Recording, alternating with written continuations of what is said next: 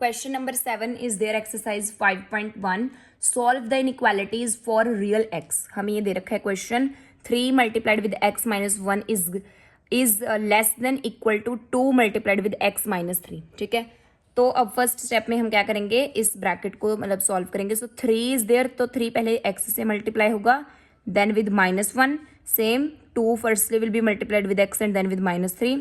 So it will be 3 into x is 3x, minus 3 into 1 is minus 3, 3 into minus 1, sorry, minus 3, sign will be same, 2 into x is 2x, 2 multiply minus 3 will be minus 6.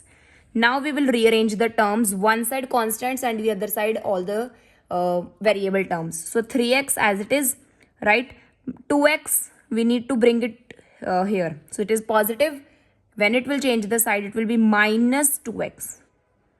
Sign will be same, minus 6 already is in this side. This negative 3 will be in the RHS and from minus 3 it will be plus 3 now. Okay.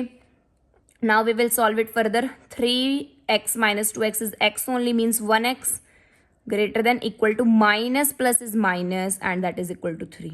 ठीक है, तो it means which implies that x is less than or equal to minus 3. तो अब इसका जो answer हमारे पास आएगा, इसे हम कैसे लिखेंगे कि x की वैल्यू या तो -3 के इक्वल है या -3 से लेस है.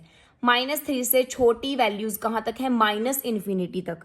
ठीक है, -4, -10, -100 ले लो, -1 लाख ले लो, ये सारी वैल्यूज -3 से छोटी हैं, mean still minus infinity, comma -3. अब ब्रैकेट्स का ध्यान रखेंगे, माइनस इन्फिनिटी के साथ राउंड ब्रैकेट आएगी, -3 के साथ हमारी स्क्वायर ब्रैकेट आएगी. क्यों, because x is equal to और लेस देन -3.